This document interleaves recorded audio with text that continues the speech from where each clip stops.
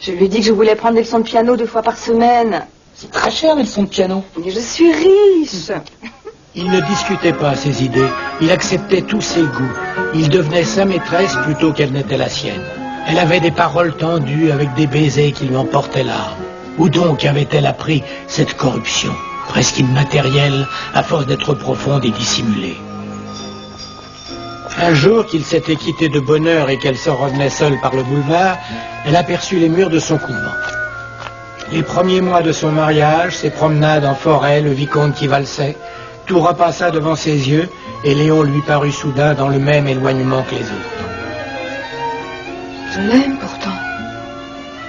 Qu'importe, elle n'était pas heureuse, ne l'avait jamais été, rien ne valait la peine d'une recherche, tout mentait.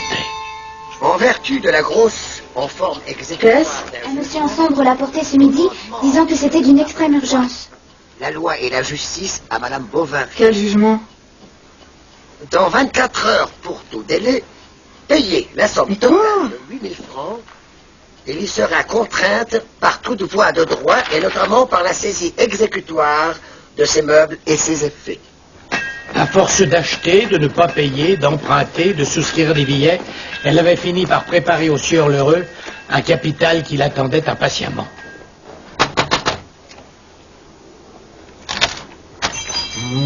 De Madame Bovary. Vous savez ce qui m'arrive? C'est une plaisanterie sans doute. Et non. Comment cela? Mais ma petite dame, est-ce que vous pensiez que j'allais être votre fournisseur et votre banquier pour l'amour de Dieu jusqu'à la consommation des siècles? Mais il faut bien que je rentre dans mes fonds, soyons justes. Vous vous rendez compte? 8 000 francs. C'est ce que le tribunal a reconnu. Il y a un jugement. D'ailleurs, vous savez, ça n'est pas moi, c'est mon escompteur, Vinsart. Est-ce que vous ne pourriez pas faire en sorte que... Oh, moi je ne peux rien. Vous ne connaissez pas Vinsart, il est plus féroce qu'un arabe. Écoutez, je ne savais pas, moi. C'est une telle surprise. Ah oui, mais à qui la faute? Je travaille comme un nègre, moi, et vous vous payez du bon temps. Vous voulez pas faire la morale? Ça ne fait jamais de mal. Je vous supplie de faire quelque chose. Mais laissez-moi non. On dirait que vous voulez me séduire. Vous êtes un misérable. Oh, comme vous y allez. Je ferai savoir qui vous êtes. Je dirai qui vous êtes.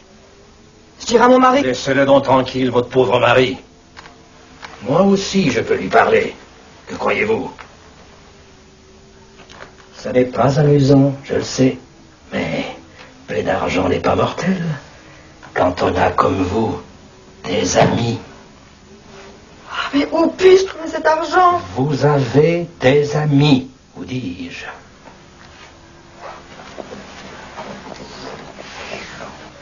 Je vous promets, je signerai. J'en ai déjà trop de vos signatures. Je vendrai. Vous n'avez plus rien à vendre. Je vous en conjure, laissez-moi quelques jours. Vous me désespérez. Je m'en moque pas mal.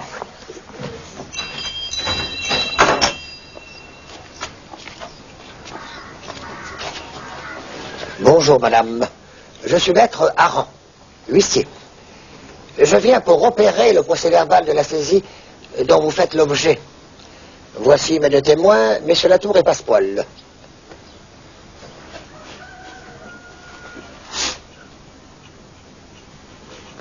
Je n'inscris pas cette tête phrénologique qui doit être considérée comme un instrument de la profession. Nous disons 9 casseroles, 5 plats, 3 marmites, 4 chaises, 2 flambeaux.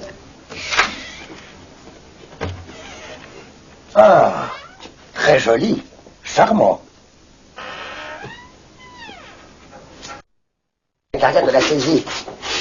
Mais je pense au moi, madame, de vous faire confiance. Messieurs Latour et Passepoil se porteront garant de la régularité de l'opération. Madame. Félicité! Tu ne dis pas un mot de tout cela à mon mari. Tu comprends? Tu ne dis pas un mot. Mais madame, je ne parle jamais de rien. Le temps s'est rafraîchi.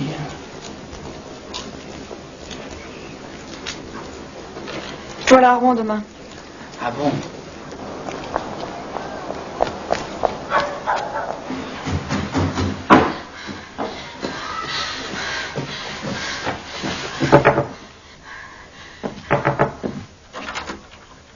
Qui t'amène? Je te dérange? Non, bien sûr que non, je ne t'attendais pas aujourd'hui. J'ai à te parler, c'est urgent. J'ai besoin de toi. Il me faut 8000 francs. Quoi? Tu es folle. Non, pas encore. Pas complètement. Écoute, Qu'est-ce que... il faut que tu me trouves cet argent. Comment veux-tu? Oh, quel lâche tu fais. Je suis sûr que tu t'affoles. Peut-être qu'avec un milieu d'écus, tu calmerais ton bonhomme. Eh bien, raison de plus. 3000 francs, tu dois pouvoir les trouver. Oh, tâche. Je t'aimerais bien.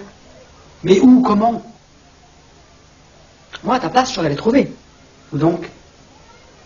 À ton étude. Une hardiesse infernale s'échappait de ses prunelles enflammées, et les paupières se rapprochaient d'une façon lascive et encourageante, si bien que le jeune homme se sentit faiblir sous la muette volonté de cette femme qui lui conseillait un crime. Alors, il eut peur. Que je suis bête. Mon ami Morel revient cette nuit, son père est très riche. Je t'apporterai ça demain. Demain à 3h, chez la mère Rollet. Je suis certain qu'il me le prêtera. Mon ami Morel, je veux dire.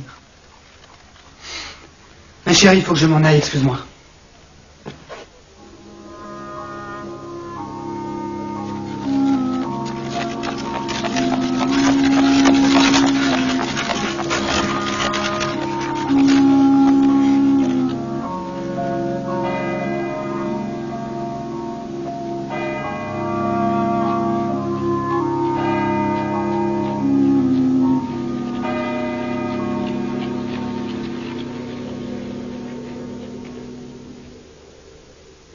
Faites très attention, mon ami, ce sont là des médicaments.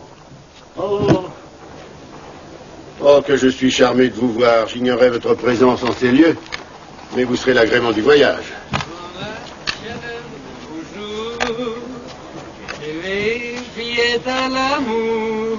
On devrait enfermer ces malheureux et les forcer à quelque travail. Décidément, le progrès marche à pas de tortue. Une pataugeon dans la barbarie. Eh bien, voilà une belle affection scrofuleuse. Dis-moi, mon ami, au lieu de t'enivrer au cabaret, tu ferais mieux de suivre un régime. Je connais une pommade qui pourrait te faire du bien. Eh bien, dis donc. J'espère que pour la peine, tu vas nous montrer les comédies.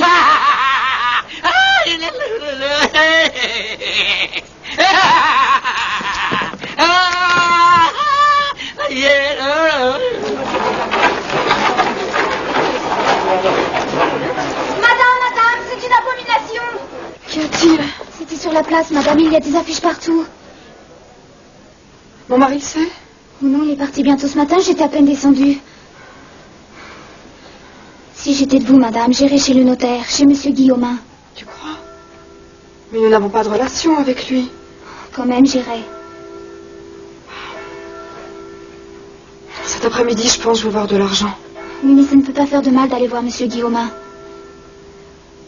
Tu crois vraiment?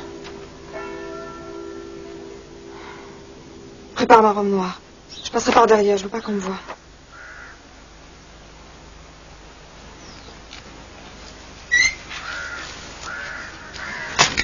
Mille écus. Comment se fait-il que vous ayez besoin de cette somme, chère madame? Vous auriez dû me charger de la gestion de vos biens. Il y a 100 moyens commodes, savez-vous, de faire valoir son argent.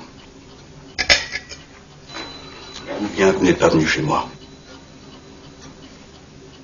Je ne sais trop. Je vous ai donc bien peur. Je ne vous savais pas peureuse. Je vous suis pourtant tout dévoué.